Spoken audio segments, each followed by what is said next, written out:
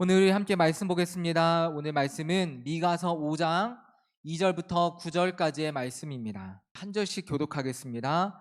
베들레헴 에브라다야, 너는 유다 족속 중에 작을지라도 이스라엘을 다스릴 자가 내게서 내게로 나올 것이라. 그의 근본은 상고에 영원에 있느니라.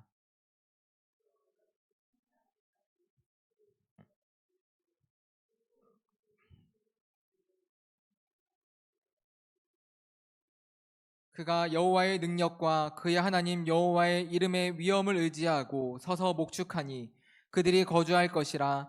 이제 그가 창대하여 땅끝까지 미치리라.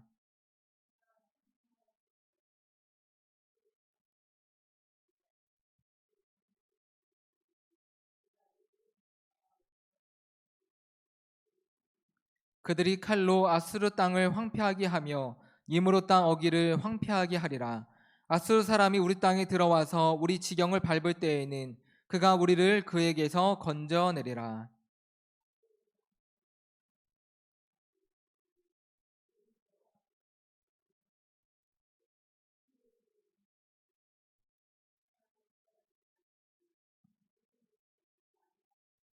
야곱의 남은 자는 여러 가운데와 많은 백성 가운데 있으리니 그들은 수풀의 짐승들 중에 사자 같고 양떼 중에 젊은 사자 같아서 만일 그가 지나간즉 밟고 찢으리니 능히 구원할 자가 없을 것이라. 내 손이 내 대적들 위에 들려서 내 모든 원수를 진멸하기를 바라노라. 아멘. 성경은 하나님의 말씀입니다. 아멘.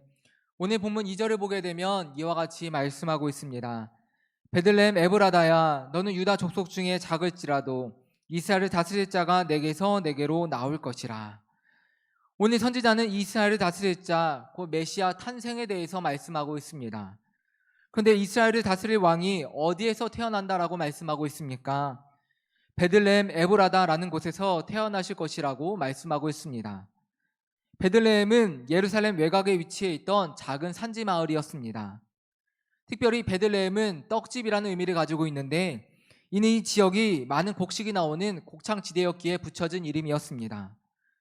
이곳에서 나오는 밀로 사람들은 떡을 해먹으면서 풍성함을 누렸기에 베들레헴 곧 떡집이라는 이름이 이 지역에 붙여지게 되었습니다.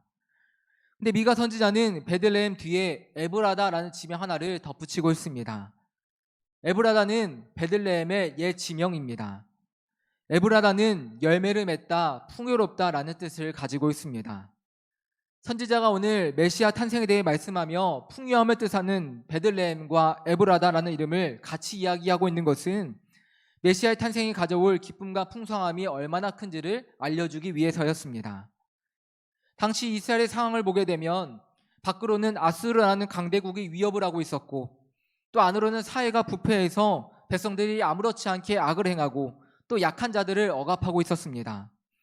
또 종교적으로도 부패해서 우상을 숭배하고 제사장과 선지자들이 백성들을 잘못된 길로 인도하며 경건한 사람들을 찾아보기 어려울 지경이었습니다. 이스라엘 백성들은 풍요하는 거리가 먼 가난하고 궁핍한 삶, 소망이 없는 삶을 살아가고 있었습니다. 근데 이러한 삶을 살아가던 백성들에게 선지자는 베들레헴 에브라다에서 태어나실 메시아에 대한 소식을 들려주고 있습니다. 그 무엇으로도 채우지 못했던 그들의 가난과 궁핍, 갈급함을 풍요로움으로 채워주실 메시아가 탄생하실 것임을 오늘 선지자는 말씀해 주고 있는 것입니다. 그렇다면 메시아는 어떻게 이스라엘 백성들을 풍요롭게 만들어 주십니까? 주님과 함께 첫 번째를 보게 되면 첫째, 생명의 양식을 주심으로 백성들을 채워주십니다. 오늘 본문 2절의 말씀입니다. 베들레헴 에브라다야, 너는 유다 족속 중에 작을지라도 이스라엘을 다스릴 자가 내게서 내게로 나올 것이라. 그의 근본은 상고에 영원에 있느니라. 아멘. 우리 빈칸 들어갈 말 베들레헴이라는 말입니다. 앞서 말씀드렸듯이 베들레헴은 떡집이라는 의미를 가지고 있습니다. 베들레헴에서 나오는 풍성한 곡식으로 떡을 배를 채웠던 것처럼 주님은 백성들에게 양식, 곧 떡을 주신다 말씀하십니다. 근데 주님이 주시는 떡은 이제껏 백성들이 먹으며 배를 채웠던 것과는 전혀 다른 의미의 양식이었습니다. 요한복음 6장 35절을 보게 되면 주님은 이와 같이 말씀하십니다. 예수께서 이르시되 나는 생명의 떡이니 내게 오는 자는 결코 줄이지 아니할 터이요 나를 믿는 자는 영원히 목마르지 아니하리라. 주님은 나는 생명의 떡이라 말씀하십니다. 주님 자신이 곧 사람들의 배고픔을 채우는 양식이 되신다는 것입니다. 이 말씀이 무슨 뜻입니까? 주님께서 이 말씀을 하시기에 앞서 놀라운 기적을 일으키신 바 있었습니다. 그 기적은 바로 오병이어의 기적입니다.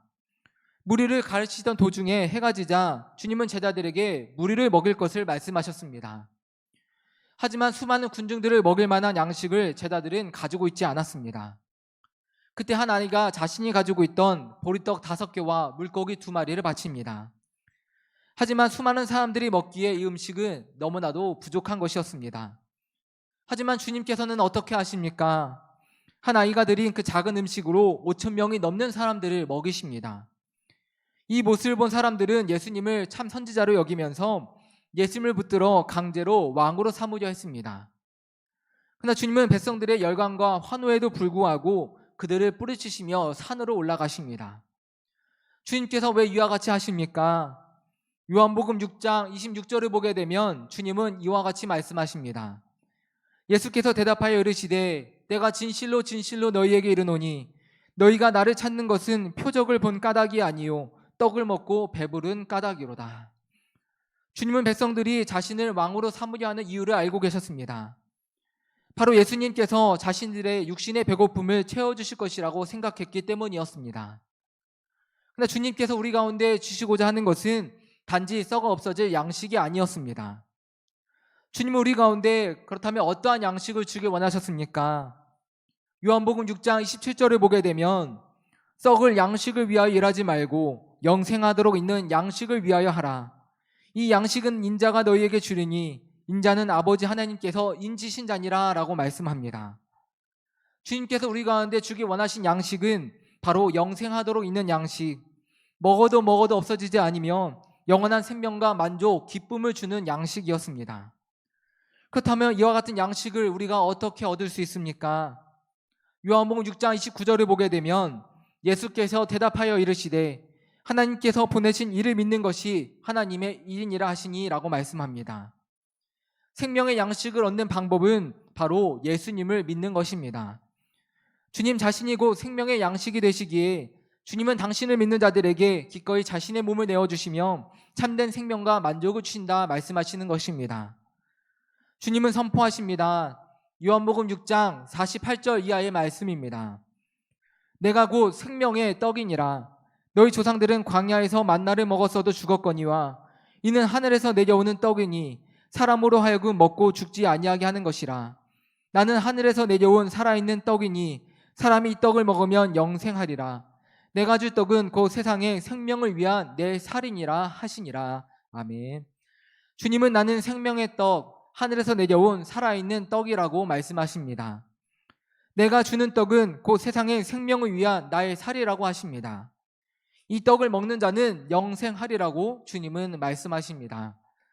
사랑하는 성도 여러분, 오늘 우리 주님께서 베들레헴 에브라다에 임하셨습니다. 가난과 억압으로 가득했던 백성들에게 주님은 베들레헴 그 이름과 같이 참된 생명과 풍요함을 주시기 위해 이 땅 가운데 오셨습니다. 그런데 오늘 우리의 모습은 어떠합니까? 오늘 주님께서 참된 양식이 되심을 선포하시는데 우리는 오병이어의 기적을 체험했던 백성들처럼 오직 우리 육신을 채울 양식만을 위해 우리는 주님을 구하고 찾을 때가 있지는 않았습니까? 영원한 생명 양식을 얻는 일보다 지금 당장 육신의 양식을 얻는 일에만 관심을 기울이며 우리는 살아갈 때가 있지 않았습니까? 오늘 우리 주님께서 나는 생명의 떡이라고 말씀하십니다.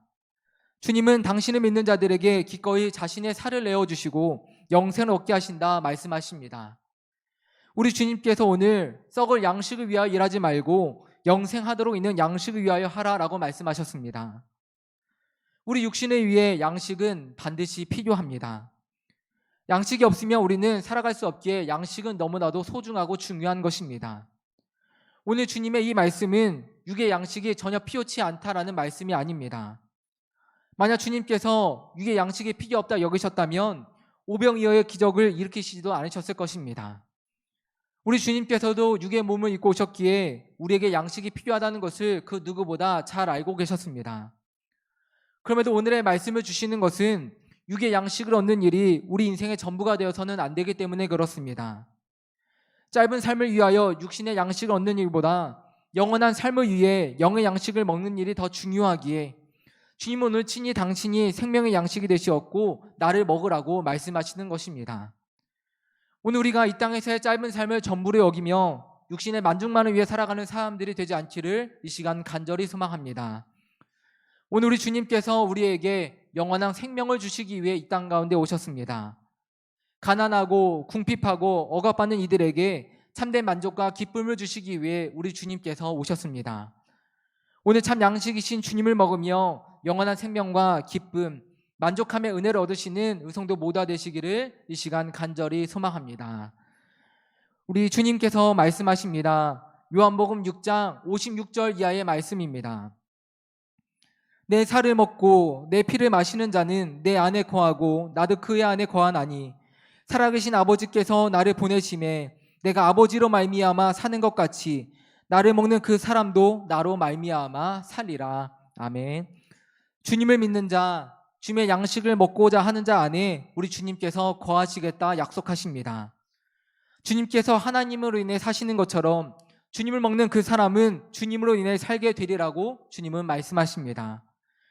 오늘 주님께서 우리 가운데 주시는 이 약속의 말씀을 붙드시고 주님을 향한 믿음을 가지고 살아가시며 주님이 내 안에 거하시는 은혜, 주님으로 인해 새로운 삶을 사는 축복이 우리 믿음의 성도 모두 가운데 더하여지기를 이 시간 간절히 소망합니다.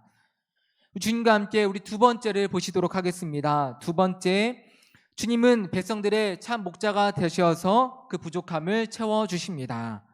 우리 본문 4절의 말씀입니다.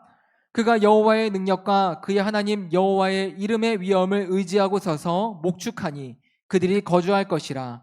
이제 그가 창대하여 땅끝까지 미치리라. 아멘. 빈칸에 들어갈 말 목축이라는 말입니다. 미가 선지자는 이스라엘을 다스릴 왕이 여호와의 능력과 여호와의 이름의 위엄을 의지하고 서서 목축할 것이다 라고 말씀합니다. 여기서 우리가 특별히 주목해 보아야 할 단어는 바로 목축이라는 단어입니다. 구약 성경을 보게 되면 하나님과 이스라엘과의 관계를 목자와 양의 관계로 자주 비유했습니다. 에스겔 34장 15절을 보게 되면 내가 친히 내 양의 목자가 되어 그것들을 누워있게 할지라 주 여호와의 말씀이니라 라고 말씀하셨습니다. 하나님께서 친히 당신을 목자로 이스라엘을 양으로 비유하시며 그들을 인도하시겠다 약속하신 것입니다. 이에 다윗은 시편 23편 1절에서 여호와는 나의 목자가 되시니 내게 부족함이 없으리로다 라고 고백하였고, 이사야 선지자는 이사야 40장 11절에서 그는 목자같이 양떼를 먹이시며 어린 양을 그 팔로 모아 품에 안으시며 젖먹이는 암컷들을 온전히 인도하시리로다 라고 고백하였습니다. 근데 오늘 미가 선지자는 어떠한 말씀을 주고 있습니까? 하나님께서 이스라엘의 목자가 되신 것처럼 앞으로 오실 메시아 또한 백성들의 목자가 되실 것임을 말씀하십니다. 목자의 역할이 무엇입니까? 목자는 단순히 양을 치는 사람이 아닙니다. 목자에게는 여러 의무가 주어지는데 먼저 목자는 양들을 인도하고 보호해야 할 의무가 있습니다. 눈이 어두운 양들은 오로지 목자만을 믿고 따라가야 했기에 목자는 양들을 가장 안전한 길로 인도해야 할 의무가 있었습니다. 또 양은 약한 짐승이라 사나운 짐승들에게 자주 표적이 되었기에 목자는 밤낮 양 곁에 머무며 양을 지키고 보호해 주어야만 했습니다. 또한 목자에게는 양들에게 풀과 물을 먹여야 할 의무가 있었습니다.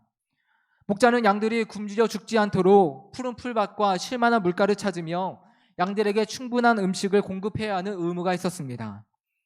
그리고 목자에게는 양들을 치유하고 돌봐주어야 하는 의무가 있었습니다. 목자는 무리 가운데 혹 병이 들거나 상처 입은 양이 있는지를 확인하고 치료해 주어야 했으며, 길 잃은 양이 있다면 적극적으로 찾아 나서서 양을 돌보는 역할을 감당해야만 했습니다. 오늘 미가 선지자는 이스라엘 다스릴 메시아가 바로 이와 같은 역할을 감당하는 목자로 오실 것이라고 말씀합니다. 실로 이 땅 가운데 오신 메시아 예수님은 이스라엘의 참 목자로서 그 역할을 감당하셨습니다. 주님은 잘못된 길로 향하던 백성들을 하나님 나라로 이끌어 주셨으며, 갈급해하고 굶주려 하던 백성들에게 육신의 양식뿐만 아니라 영의 양식을 베푸시며 그들을 배부르게 만들어 주셨습니다. 또한 마음이 상한 자, 슬픈 자, 소망이 없는 자들을 찾아다니시며 그들을 위로하시고 치유하시고 돌보아 주셨습니다. 참 목자로서 백성들을 인도하시고 돌봐주신 주님은 이와 같이 말씀하십니다. 요한복음 10장 11절 이하의 말씀입니다. 나는 선한 목자라. 선한 목자는 양들을 위하여 목숨을 버리거니와 삭구는 목자가 아니요 양도 재앙이 아니라 이리가 오는 것을 보면 양을 버리고 달아나나니 이리가 양을 물어가고 또 해치느니라. 달아나는 것은 그가 삭구님 까닭에 양을 돌보지 아니함이나 나는 선한 목자라. 나는 내 양을 알고 양도 나를 아는 것이 아버지께서 나를 아시고 내가 아버지를 아는 것 같으니 나는 양을 위하여 목숨을 버리노라. 아멘. 주님은 나는 선한 목자라 하십니다. 주님께서 선한 목자가 되시는 이유는 바로 양을 위해 목숨까지 버리시는, 오로지 양만을 생각하시고 당신의 양만을 사랑하시는 분이시기 때문에 그렇습니다. 주님과 함께 결론 부분을 읽어보도록 하겠습니다. 주님은 영원한 생명을 주시기 위해 우리 가운데 오셨습니다. 생명의 떡이신 주님을 먹고 그리고 참된 목자이신 주님의 인도하심 안에 거하며 세상 그 무엇으로도 얻을 수 없고 채울 수 없었던 참된 기쁨과 만족함을 얻으시는 성도 모두가 되시기를 바랍니다. 아멘. 사랑하는 성도 여러분, 오늘 주님께서 백성들의 참 목자로서 이 땅 가운데 오셨습니다. 갈 길을 몰라 헤매이던 영혼들, 먹을 것이 없어 굶주리고 갈급해하던 영혼들, 상처 입고 찢겨져 있었지만 치유받지 못했던 영혼들이 주님의 은혜를 얻고 기쁨과 만족함을 얻게 되었습니다.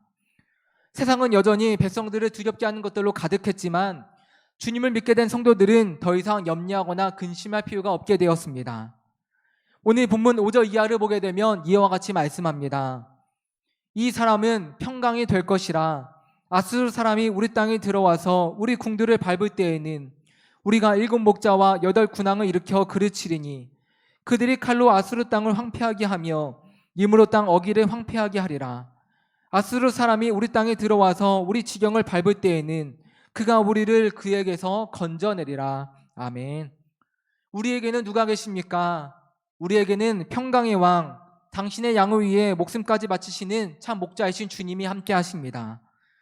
아무리 강한 대적들, 아무리 큰 문제들이 우리 가운데 닥쳐온다 할지라도 그보다 크신 주님께서 주님을 믿는 우리 인생을 친히 인도하시고 지켜주시기에 우리는 어떠한 상황과 환경 속에서도 주님 안에서 참된 평강을 누리며 살아갈 수 있게 된 것입니다. 오늘 시간 주님께서 나의 목자가 되심을 믿으시고 주님 안에 머물며 주님의 인도하심에 따라 살아가는 우리 성도 모두가 되시기를 이 시간 간절히 소망합니다. 오늘 나를 위해 목숨까지 바치신 주님께서 나의 삶을 지키시고 보호하시며 나의 연약함을 채워주고 계시니 주님 안에서 항상 기뻐하시는 삶, 쉬지 않고 기도하시는 삶, 또 주 안에서 범사에 감사하시는 삶을 사시는 우리 성도 모두가 되시기를 소망합니다. 생명의 떡이신 주님, 참된 목자이신 주님이 바로 우리의 주님이 되십니다. 우리에게 참된 만족과 기쁨을 주시는 주님을 기대하시며 맞이하시는 복된 성탄 되시기를 이 시간 간절히 소망합니다. 아멘.